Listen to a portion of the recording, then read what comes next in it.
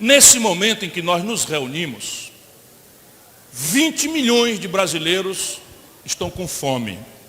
Não comeram nada ontem e não têm o que comer hoje.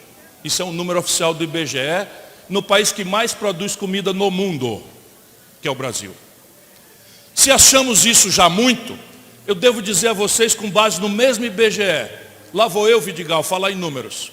129 milhões de brasileiros comerão hoje precariamente. Estarão subnutridos. Entre eles, a maioria crianças. Só uma de cada 4 crianças brasileiras, Hércules, só uma de cada 4 crianças brasileiras farão hoje 3 refeições. Só uma de cada 4 crianças. Eu tenho um filho, 6 anos, o Gael. Vocês conseguem imaginar por trás do número 120 milhões de pessoas o que é um pai ou uma mãe, especialmente uma mãe, ver o filho dizer: mãe, estou com fome, mãe, está doendo minha barriga, mãe, quero comer, e as pessoas não terem o que fazer no país que mais produz e que mais estraga comida no planeta Terra. É em nome disso que eu falo em números. Não é para exibir qualquer tipo de conhecimento. Acreditem, eu não nasci na burguesia brasileira.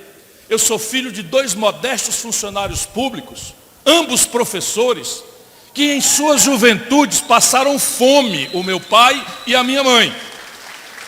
E eu fui educado a maior parte da minha vida na escola pública do interior do sertão pobre do Nordeste.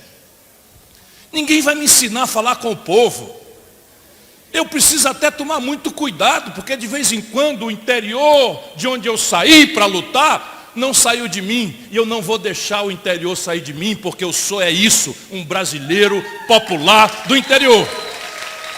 Me pedem emoção, eu lhes darei algumas emoções, mas será que neste momento do Brasil nós chamarmos o nosso povo para aprofundar a mais grave divisão nacional que eu já assisti em 40 anos de experiência, famílias se destruindo numa guerra selvagem e despolitizada, amigos se insultando na internet?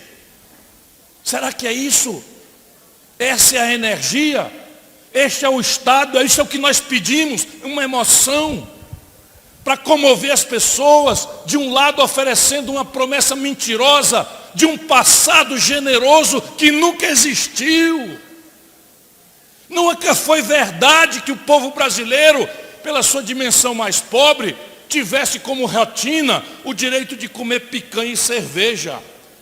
Se é justo e merecido que um popular trabalhador possa comer camarão, é mentira dizer que o povo brasileiro come camarão ou já teve a chance de transformar camarão num elemento rotineiro do seu conteúdo alimentar.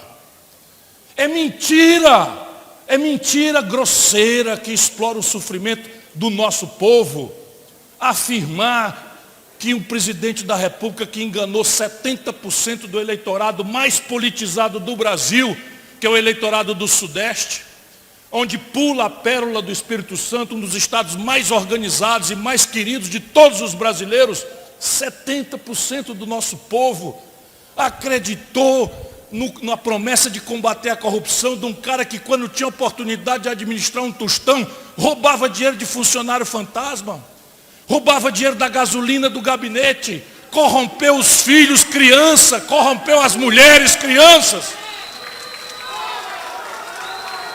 Mas não é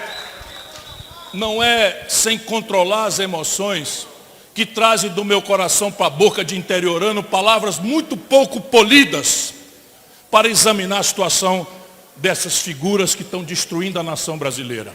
Eu voltarei aos números. O Brasil, deixe que lhes diga, para semear esperança. Mas a esperança que nós precisamos é uma esperança com o pé no chão. É uma esperança que compreenda o tamanho da gravidade da tarefa, que não é obra para salvador da pátria. Nós temos que distinguir quem está comprometido, quem tem experiência, quem tem decência. Sim, temos que distinguir.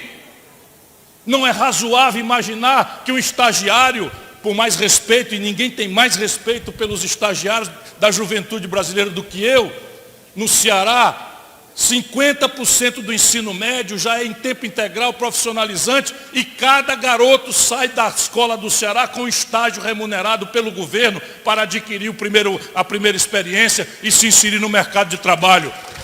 Mas será que a presidência da República do Brasil, no epicentro da mais grave crise econômica e social da história brasileira, num universo internacional extremamente hostil, em que a imagem do Brasil está reduzida a um grande marginal das relações internacionais, será que é hora da gente, de novo, como a elite calhorda que domina as estruturas de comunicação do Sudeste brasileiro, São Paulo e Rio de Janeiro, para ser mais justo, querem de novo fazer?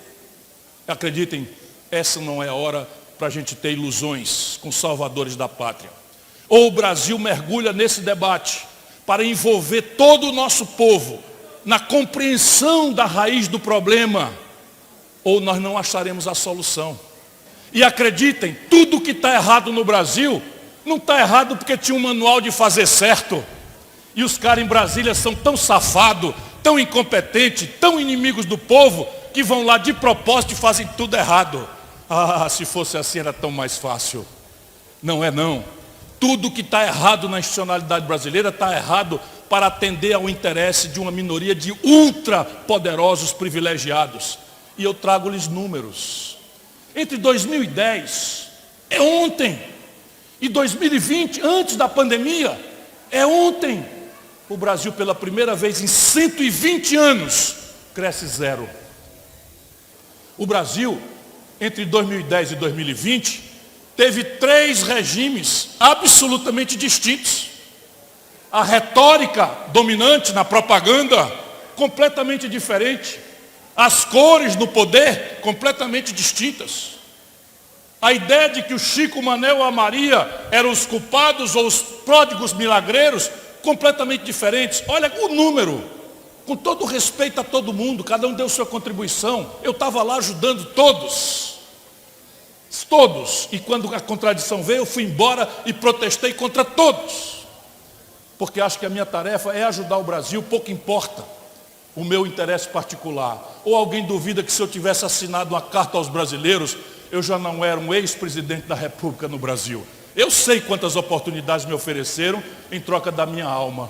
Eu não quero ser presidente do Brasil vendendo a minha alma. Eu quero ser o cara que mudou a história do Brasil junto com o povo.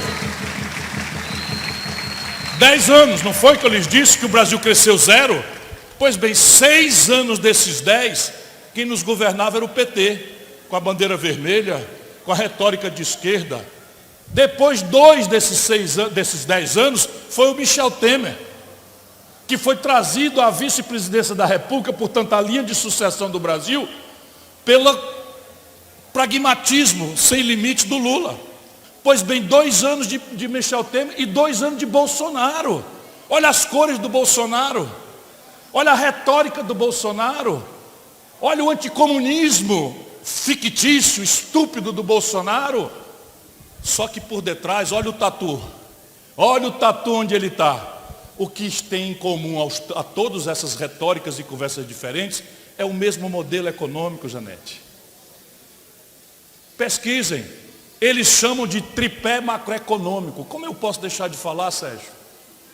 Tripé macroeconômico é o símbolo, para ninguém entender, de um modelo de economia política que bota o tatu no toco e pode entrar Chico, Manel, Maria, Partido Azul, Partido Encarnado, todos, por mais diferentes que sejam pessoalmente, são muito diferentes, vão lá para beijar a cruz da especulação financeira e da prevalência do dinheiro sobre a produção, sobre o trabalho e sobre a dignidade dessa grande nação chamada Brasil.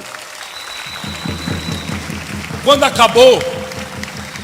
acabou o nosso experimento progressista, o povo brasileiro, eu estou terminando, deu a nós, a esse campo de promessas sociais, democráticas, etc., 6 vitórias consecutivas, Guerino. O povo brasileiro deu 6 vitórias consecutivas da debacle do Collor para cá. para a retórica progressista, para a retórica do progresso, do desenvolvimento e tal. 2 do Fernando Henrique, 2 do Lula e 2 da Dilma. Quando acabou essa experiência, olha o Brasil real que nós temos. 5 pessoas no Brasil, meus companheiros capixaba, 5, os dedos de uma mão, acumulam hoje a renda dos 100 milhões de brasileiros mais pobres. Essa comida com a qual eu comecei a lhes falar, que está faltando na mesa de 129 milhões de pessoas, parte importante delas, nossas crianças, no país que mais produz comida no mundo, portanto o problema é político. 5 pessoas acumulam a renda que os 100 milhões de brasileiros mais pobres possuem. E esses 5 não pagam imposto.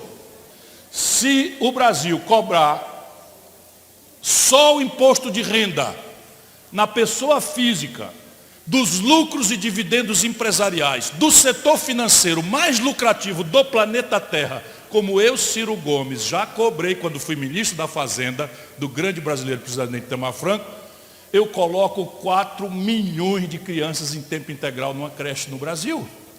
Eu arrecado 60 bilhões de reais por ano. É isso o que eles não querem discutir. E é isso que nós precisamos discutir. E termino dizendo por quê.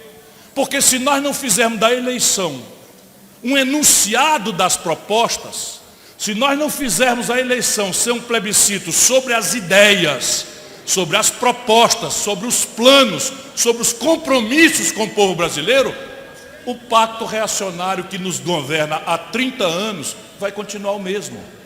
Por quê? Porque o tatu está no toco, porque os poderosos colocaram e querem que ele fique lá. Para tirar o tatu do toco, eu tenho que trocar a mão de quem botou. E essa mão, que é a mão do povo brasileiro, não pode ser chamada a reagir fazendo a paixão ou o ódio contra Chico, Manel ou Maria. Se fosse só Chico, Manel ou Maria, acredite, era muito fácil resolver a equação brasileira. Não é.